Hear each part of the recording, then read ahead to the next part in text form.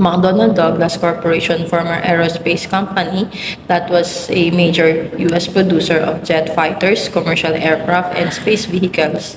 It was formed in the 1967 merger of the McDonnell Aircraft Corporation, founded in 1939, and the Douglas Aircraft Company, established in 1921.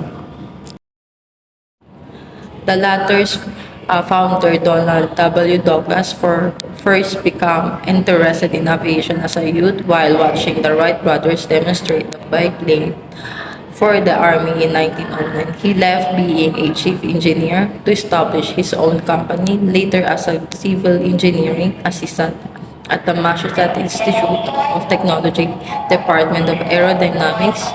He helped devise one of the first wind tunnels for the testing of aircraft in 1920. He designed the Cloudster, the first aerodynamic stream plane, and found his company to fill an order for three of the planes for the U.S. Navy.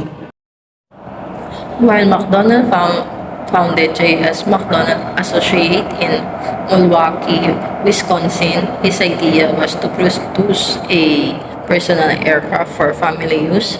The economic depression from 1929 ruined his idea and the company collapsed.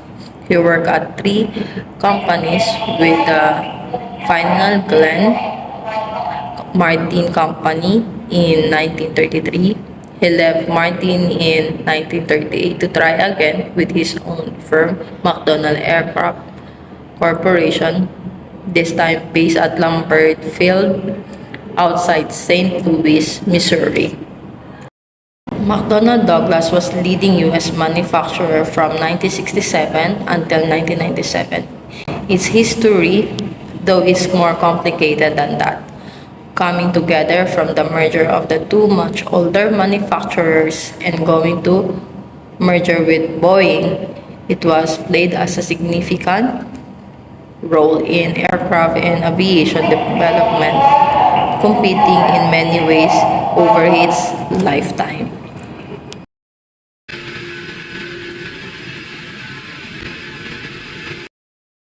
The story of McDonnell Douglas starts with two much older manufacturers. The Douglas Aircraft Company was formed in 1921, was a major contributor to U.S. aviation early development. This includes the first aerial circumnavigation of world in 1924, using the Douglas World Cruiser and aircraft. Douglas was for a military aircraft supplier during the Second World War and developed a series of diesel commercial aircraft. McDonnell Aircraft Corporation has different focus.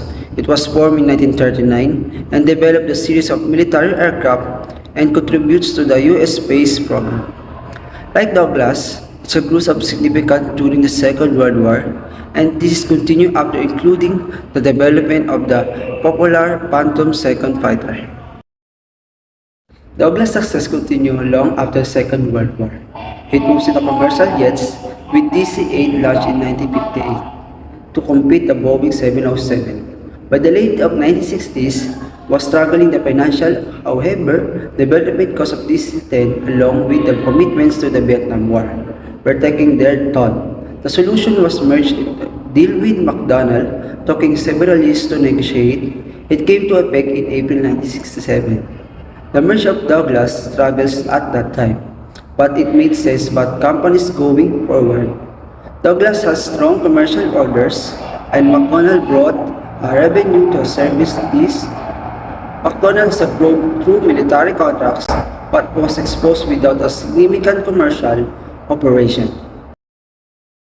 From 1970s to 90s, McDonnell Douglas made a leading contribution to aircraft development. Boeing, of course, was established by the 1970s with the 7x7 series Airbus. Of course, the other leading manufacturer alongside Boeing today was only just starting at that time. McDonnell Douglas have a great role with the aircraft development, especially to the narrow bodies. This came to the end in 1997. It merged with Boeing, but of course, much of the company lives on. Despite the merge and loss of McDonnell Douglas brand, much still remains. Following of the merge, McDonnell Douglas president and the CEO, Harry Stone Shepard, became the Boeing Chief Operating Officer, lately to become a Boeing CEO until 2005.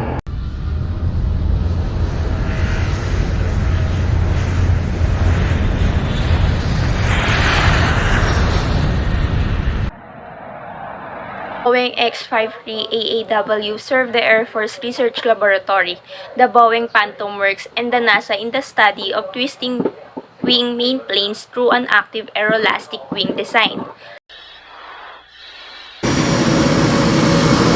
The FA-18 Block 3 Super Hornet is the newest highly capable, affordable, and available tactical aircraft in U.S. Navy inventory.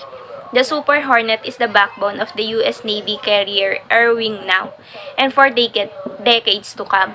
The Super Hornet has the capability, flexibility, and performance necessary to modernize the air or naval aviation force of any country. Boeing X-36, formerly McDonnell Douglas, was a named technology demonstrator and served NASA, Ames, and Dryden Research Center through some 31 flights. Boeing and McDonnell Douglas teamed to produce such a vehicle in their private venture, Bird of Prey, a single-seated, single-engine demonstrator intended solely for furthering other projects, namely the X-32 Joint Strike Fighter and X-45 unmanned combat air vehicles, which were to arrive later.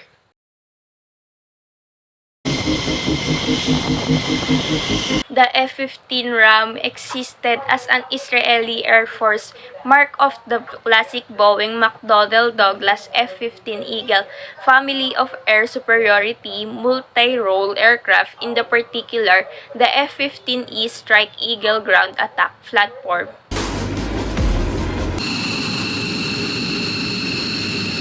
Mitsubishi F-15S Peace Eagle, a twin-engine all-weather air superiority fighter based on McDonnell Douglas F-15 Eagle in use by the Japan Air Self-Defense Force.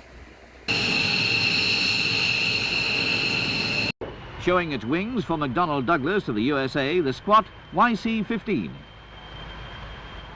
McDonnell Douglas YC-15 is a prototype 4-engine short takeoff and landing tactile transport.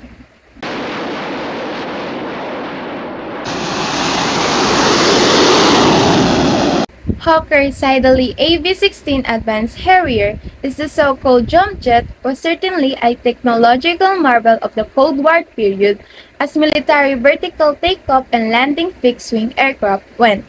The fighter bomber was given an inherent capability to take flight and land as helicopter, yet retain the straight-line performance of the true jet-powered fighter.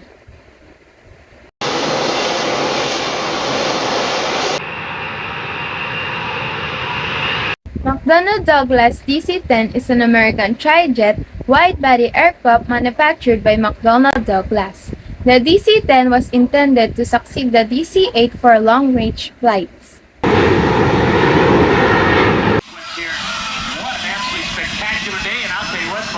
Douglas A-4 Skyhawker is a single-seat, subsonic carrier-capable light attack aircraft developed for the United States Navy and United States Marine Corps.